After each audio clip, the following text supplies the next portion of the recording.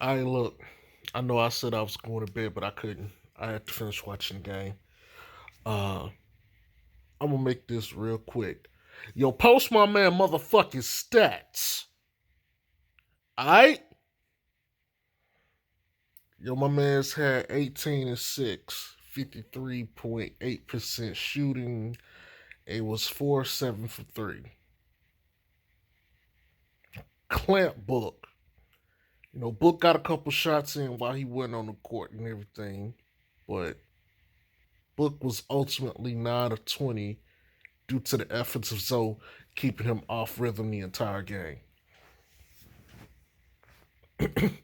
Zion, excellent. Played very good defense the entire game.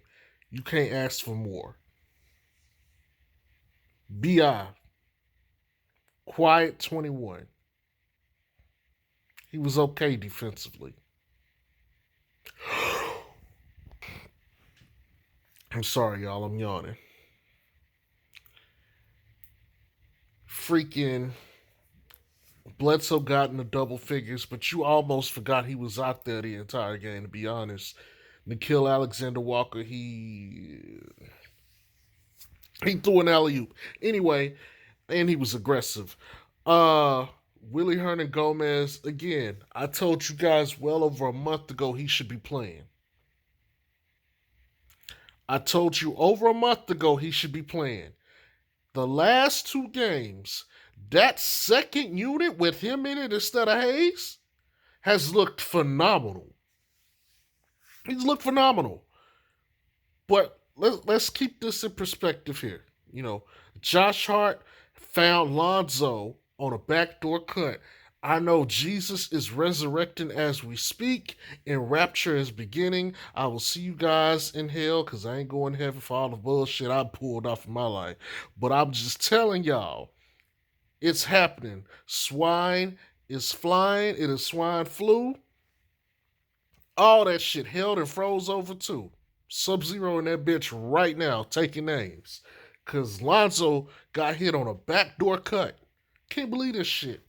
I can't believe this shit. Look, man, Pelicans play good. I can't. This is a good team. I can't even knock them for this win. I really can't. They went and played a very good Phoenix team that destroyed them. And man, look, let me keep this 100. Let's see. This is game. The Pelicans. Okay, the Pelicans are 8-12, right? This is game 20. This is game 17 for Zoe. The last 3 or 4 games. Um, no, it's the last 5 games. Zoe is shooting over 43% from three. 43%. I said, get that man 15 to 20 games. He's coming. I told y'all. He's starting to turn it around. He is coming. And they are putting the ball in his hands on offense. Teams are going to have to guard Lonzo. He is basically the third leading scorer on this team. It don't matter how much bullshit the media try to talk about him.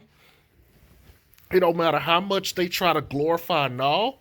And there's still people who are gonna ride this no Kira bandwagon till it fall the fuck off.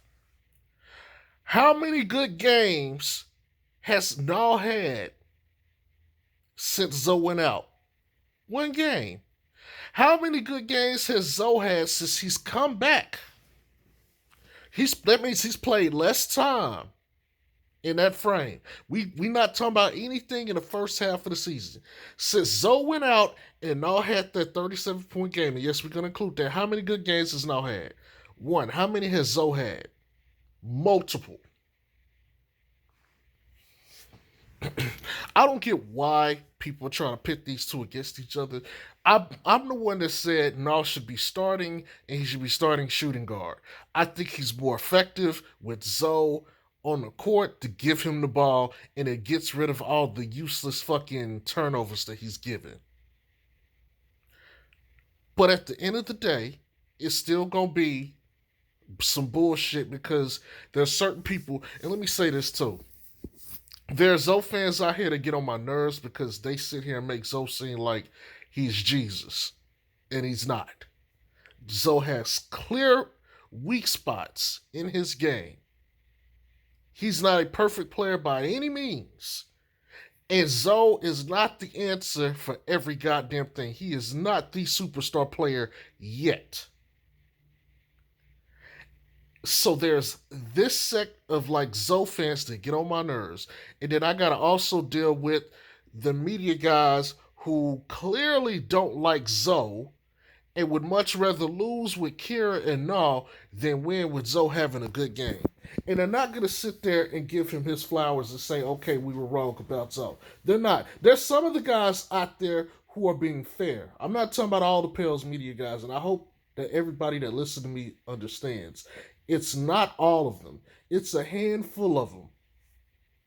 It's usually one or two at most of the blogs, but there's some where it's like multiple at the same blog. So I'm not even going to get in and mention their names. You guys know who they are if you've been following Pales Media for like the last year. Look, ultimately at the end of the day, this is a good win. You know, good team win. Solid defense, yada, yada, yada.